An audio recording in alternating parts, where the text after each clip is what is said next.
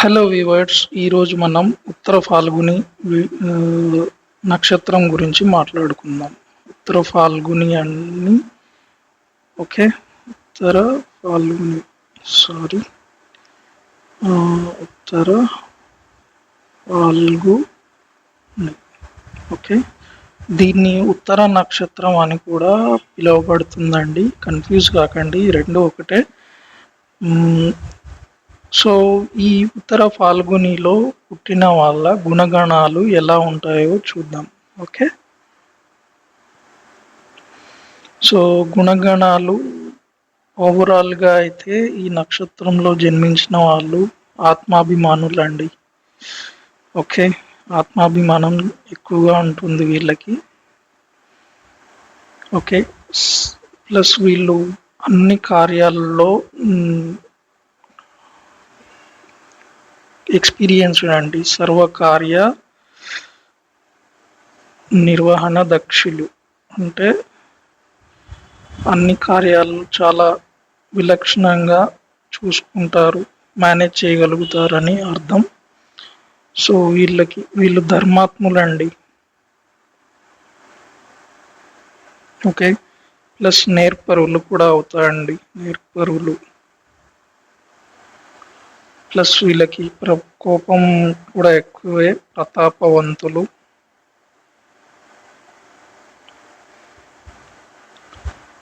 Plus వీళ్ళకి వినయం కూడా ఎక్కువే, వినయశీలులు.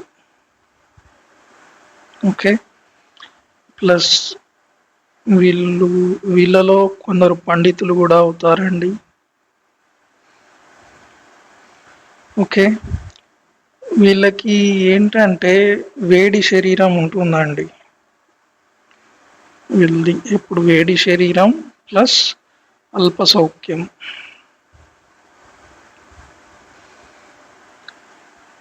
వీళ్ళు స్త్రీ వ్యసనములు అయితే స్త్రీ వ్యసనం వల్ల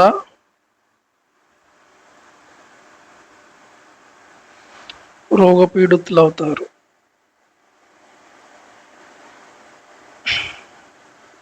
ఓకే, సో ఇవ్వండి ఓవరాల్గా ఉత్తర ఫాల్గుని ఉత్తర నక్షత్రంలో పుట్టిన వారి గుణగణాలు. సో ఇప్పుడు మనం పాదాల గురించి మాట్లాడుకుందాం. 1వ పాదం. ఈ 1వ పాదం గురుడిదండి. ఓకే, వీళ్ళు వాతరోగ పీడితులు.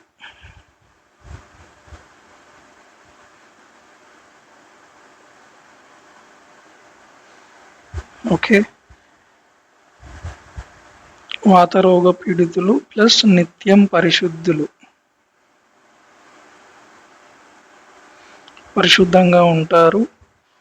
ప్లస్ ప్రబంధ ప్రియులండి.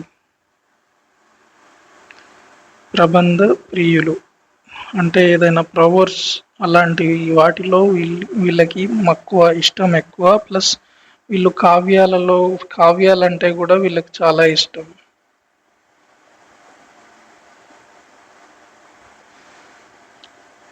ఓకే, ప్లస్ వీళ్ళు చతురత కూడా ఎక్కువే.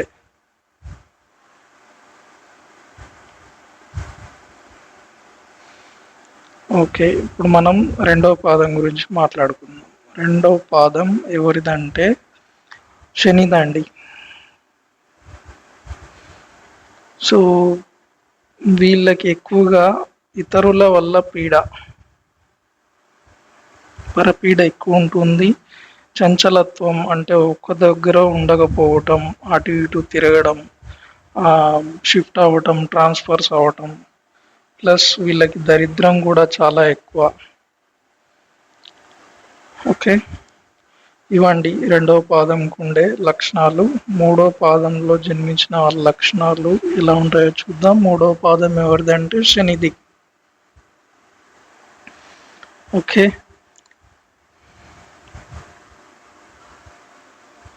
సో శనిది 3వ పాదం శనిది అవటం వల్ల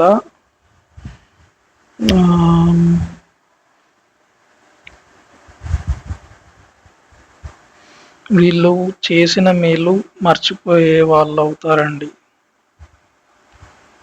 మేలు, మరచిపోయేవారు, వారు.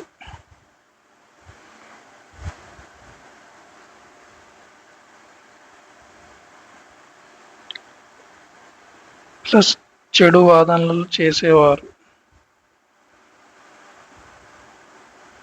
చేసేవారు. ప్లస్ డాంబికులండి, గర్విష్ఠులు కూడా.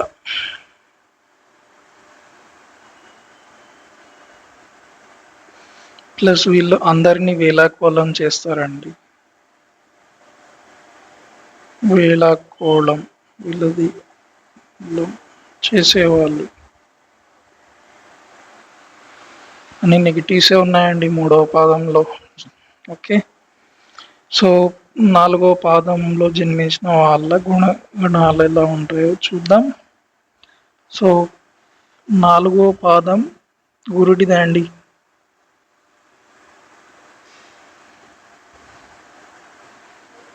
వీళ్ళు ఏంటంటే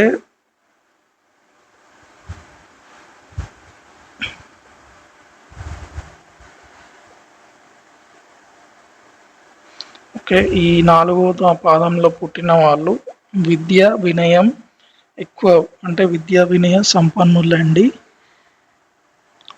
ఓకే, వీళ్ళకి పుత్రులు కూడా ఎక్కువగా ఉంటారు, పుత్రవంతులు.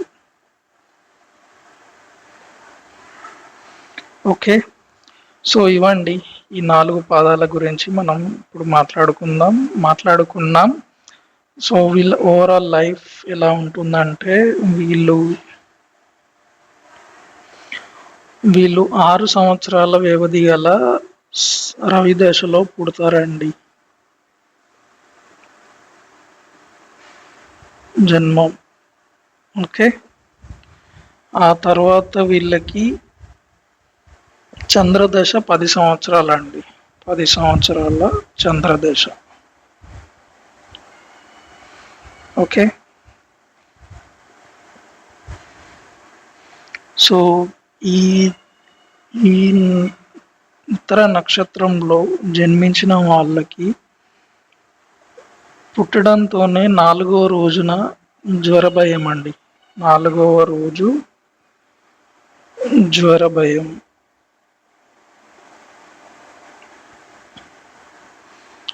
ప్లస్ 3వ నెల వాతపీడ, 3వ నెల వాత పీడ.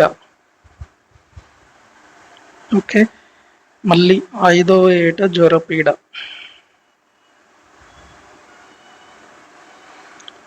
జ్వరపీడ.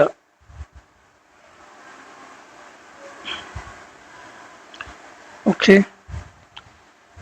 ప్లస్ వీళ్ళకి 4 కాళ్ళ జంతువులు, 4 కాళ్ళ జంతువుల వలన భయం. ఓకే, ప్లస్ 35వ ఏట వీళ్ళు వాత పీడితులండి, 35వ ఏట వాత పీడితులు.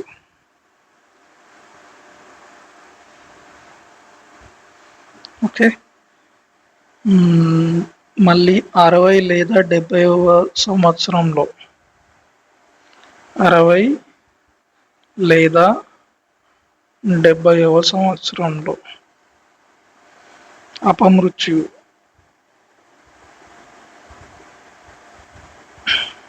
ఓకే, ఇవన్నీ గండాలు దాటితే 99 సంవత్సరాల పరమాయు.